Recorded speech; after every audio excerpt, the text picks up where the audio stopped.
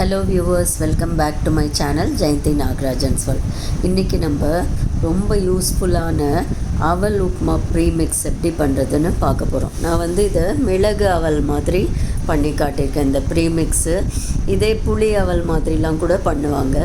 இது ரொம்ப சிம்பிளாக ரொம்ப நல்லாயிருக்கும். Travel friendly. ட்ராவலுக்கெலாம் போகும்போது இந்த பவுடர் எடுத்துகிட்டு போயிட்டோன்னா நம்ம மோரோ தண்ணியோ விட்டு ஊற வச்சோன்னா சுவையான அவல் உப்புமா ரெடி ஆகிடும். நமக்கு ரொம்ப சிம்பிளாக எப்படி பண்ணுறதுங்கிறத நான் இப்போ காட்டுறேன் உங்களுக்கு.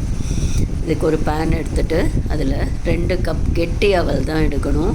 அவலில் வாஷ் எல்லாம் பண்ணக்கூடாது. நல்ல துணியில் துடைச்சிட்டு சலிக்கிறதுனா சலிச்சுட்டு ஒரு 2 கப் அளவுக்கு எடுத்துகிட்ருக்கேன். நான் ஒரு 400 கிராம்ஸ் எடுத்துட்டுருக்கேன். இதை நம்ம வெறும் வாணலியில் எண்ணெய் எதுவும் விடாமல் நல்லா ட்ரை ரோஸ்ட் பண்ணிக்கணும். ரொம்ப செவக்கலாம் வேணாம், நல்ல சூடு வர அளவுக்கு ட்ரை ரோஸ்ட் பண்ணோன்னா போதும். இதோட நான் தேங்காய் துருவல் ஆட் பண்ணுறேன். உங்கள்கிட்ட டெசிகேட்டட் கோக்னட்னு கடையில் கிடைக்கும் இல்லையா, ட்ரை கோக்னட், அது போட்டிங்கன்னா இன்னுமே சேஃபு. அப்படி இல்லைன்னா கூட நம்ம தேங்காய் துருவல் போட்டோன்னா நம்ம வறுக்கிறதுல அந்த தேங்காய் துருவலும் வறுபட்டுடும். ஸோ அது ஒன்றும் கெட்டு போகாது. வேண்டான்னா இந்த தேங்காயை கூட அவாய்ட் பண்ணிடலாம். தேங்காய் துருவல் போட்டால் டேஸ்ட் இன்னும் நல்லாயிருக்கும்.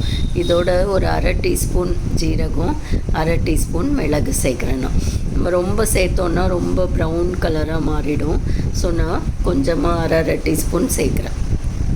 யார் வேணாலும் சாப்பிட்லாங்கிற மாதிரி, ரொம்ப காரம் இல்லாமல் நல்லாயிருக்கும்.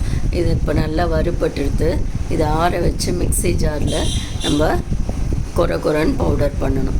அது ஆறுறதுக்குள்ளே அதே பேனில் ஒரு 2 டீஸ்பூன் அளவுக்கு தேங்காய் எண்ணெய் எடுத்துகிட்ருக்கேன். ரொம்ப வேண்டாம், கொஞ்சமாக எண்ணெய் போதும்.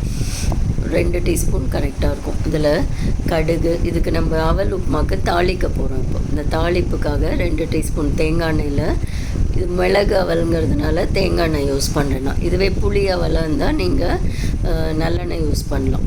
கடுகு உளுத்தம்பருப்பு போட்டுட்டு பெருங்காயம் கொஞ்சம் போடுறேன். உங்களுக்கு வேணும்னா வேர்க்கடலை முந்திரி பருப்புலாம் பிடிக்கும்னா போட்டுக்கலாம். நான் சிம்பிளாக பெரியவங்களும் சாப்பிட்ற மாதிரி பண்ணுறதுனால ரொம்ப கட்டக்கு முடக்குன்னு கடிக்காமல் வெறும் கடுகு உளுத்தம்பருப்பு, மிளகா வத்தல் கொஞ்சம் போட்டிருக்கேன், கருவேப்பிலை, பெருங்காயம், இதெல்லாம் நம்ம நல்லா தாளிக்கிற மாதிரி நல்லா வறுத்துடணும். நல்லா வறுத்துட்டோன்னா அவ்வளோதான், நம்ம அவல் உப்புமா ப்ரீமிக்ஸ் முடிஞ்சிருது. இப்போ இந்த அவல் ஆறிடுத்து. இதோட தேவையான அளவுக்கு உப்பு போட்டுட்டு நம்ம மிக்சியில் பல்ஸ் பட்டன் யூஸ் பண்ணி இந்த மாதிரி கொரப்பாக பவுடர் பண்ணிக்கணும். இதுக்கு உப்பு ரொம்ப பிடிக்காது, அதனால் பார்த்து போட்டுக்கோங்க. இப்போ இந்த பொடிச்ச அவல் ப்ரீமிக்ஸ் நம்ம இந்த தாளிப்போட சேர்த்துடணும். அவ்வளோதான் ஃப்ரெண்ட்ஸ், நமக்கு சூப்பரான அவல் ப்ரீமிக்ஸ் ரெடி ஆகிடுது. எவ்வளோ பார்க்கவே இந்த அரிசி உப்புமாவோட சில இருக்கும் இல்லையா, அந்த மாதிரி இருக்குது பாருங்கள். டேஸ்ட்டும் நமக்கு கிட்டத்தட்ட அதே மாதிரி தான் வரும். அரிசி உப்புமா சாப்பிட்டா எப்படி இருக்குமோ அதே டேஸ்ட் தான் இதில் வரும். இப்போ இதை வச்சு நம்ம எப்படி அவல் இன்ஸ்டன்ட் அவல் உப்புமா பண்ணுறதுன்னு பார்க்குறேன்னா, இப்போ இந்த ப்ரீமிக்ஸ்லேருந்து ஒரு 3-4 டீஸ்பூன் நான் இதில் போட்டுக்கிறேன். ஒரு கப்பில் நம்ம எவ்வளோ போடுறோமோ அந்த மாதிரி டபுள் மடங்கு நமக்கு உப்புமா கிடைக்கும். ஸோ நான் ஒரு 4 டீஸ்பூன் போட்டிருக்கேன். 1/2 பவுல் வந்திருக்கு இல்லையா, இதுவே உப்புமாவான அப்புறம் கிட்டத்தட்ட 3/4 பவுலுக்கு வந்துடும். இப்போ நான் மோர் விட்டு தான் இதை ஊற வைக்க போகிறேன். உங்களுக்கு வெளியில் ட்ராவலில் இருக்கீங்க, மோர் அவைலபிளாக இல்லைன்னா தண்ணி கூட ஊற்றிக்கலாம். லைட்டாக வெந்நீரோ இல்லை பச்சை தண்ணி கூட ஊற்றிக்கலாம். இப்போ நான் இது முழுகிற வரைக்கும் மோர் ஊற்றி ஊற வைக்கிறேன். போடலைன்னா நம்ம திருப்பி மோர் ஊற்றிக்கலாம். இது முழுகிற வரைக்கும் மோர் ஊற்றிருக்கேன். இதுவே கடகடன்னு இழுக்க ஆரம்பிக்குது பாருங்கள். கொஞ்சம் நேரம் மூடி வச்சுட்டு நம்ம திருப்பி பார்க்கலாம் இது எப்படி இருக்குங்கிறது. நான் ஒரு 10 மினிட்ஸ் கழித்து பார்க்குறேன். இன்னும் ரொம்ப ட்ரையாக இருக்கிற மாதிரி இருக்குது. இன்னும் கொஞ்சம் மோர் விடலாம் போல் இருக்குது.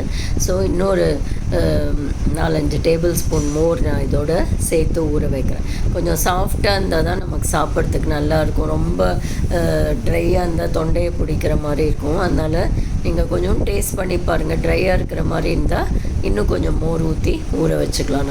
நான் திருப்பி முழுகிற வரைக்கும் மோர் ஊற்றி இதை ஊற வைக்கிறேன். நம்ம இன்னொரு 10 to 15 மினிட்ஸ் கழித்து இது எப்படி இருக்குங்கிறத பார்க்கலாம்.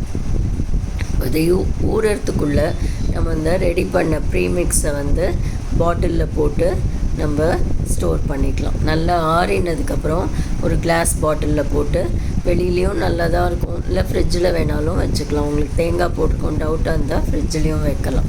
இப்போ இது ஊறிடுத்து எப்படி இருக்குங்கிறத நம்ம பார்க்கலாம். இதோட நான் ஒரு 2 ஸ்ப்ரே பாட்டிலில் கொஞ்சோண்டு ஒரு 2 டீஸ்பூன் அளவு தேங்காய் எண்ணெய் வாசனைக்காக சேர்த்துக்கிறேன். இதை கிளறி காட்டுறேன் பாருங்கள். எப்படி உதிரியாக புட்டு மாதிரி வந்திருக்கு பாருங்கள். சாப்பிட்றதுக்கு டேஸ்ட் பார்த்திங்கன்னா அப்படியே அரிசி உப்புமா சாப்பிட்டா எப்படி இருக்கும் அதே டேஸ்ட்டில் ரொம்ப பிரமாதமாக இருந்தது சாப்பிட்றதுக்கு. ட்ராவலும் போதெல்லாம் இது நமக்கு ஒரு பூன்னு தான் சொல்லணும். ஜஸ்ட் ஒரு டிஃபன் பாக்ஸில் ஒரு 4 ஸ்பூன் போட்டு மோரோ தண்ணியோ ஊற்றி வச்சிட்டோன்னாக்க ஒரு 15 மினிட்ஸில் நல்லா ஊறி நமக்கு சூப்பராக கிடச்சிடும். ட்ரெயின் ட்ராவலும் போது, ஃப்ளைட் ட்ராவலும் போது, இல்லை வேறு எங்கேயாவது போகிறோம், இல்லை ஈவினிங் ஸ்நாக்ஸ்க்கே கூட ரொம்பவே நல்லாயிருக்கும் இந்த அவல் உப்புமா. ஈவினிங் டீ டைமோடு சாப்பிட்றதுக்கு, இல்லை ஆஃபீஸ் விட்டு வரோம் ரொம்ப பசிக்குது, ஏதாவது குக் பண்ணுறதுக்கு ரொம்ப சோம்பேறித்தனமாக இருந்தது, கஷ்டமாக இருந்தது, டயர்டாக இருந்ததுன்னா நம்ம ஒரு ஃபேஸ் வாஷ் பண்ணிவிட்டு வரத்துக்குள்ளே ஒரு 4 ஸ்பூன் போட்டு மோரை ஊற்றி ஊற வச்சுட்டு நம்ம போய் ஃப்ரெஷ்அப் பண்ணிவிட்டு வரத்துக்குள்ளே சூப்பராக நமக்கு காரசாரமாக மிளகு ஜீரக வாசனையோட ஒரு ஈவினிங் ஸ்நாக் ரெடி ஆகிடும். அவசர பசிக்கும் ஏற்றது. இந்த வீடியோ உங்களுக்கு யூஸ்ஃபுல்லாக இருக்கும்னு நினைக்கிறேன். Please subscribe to my channel.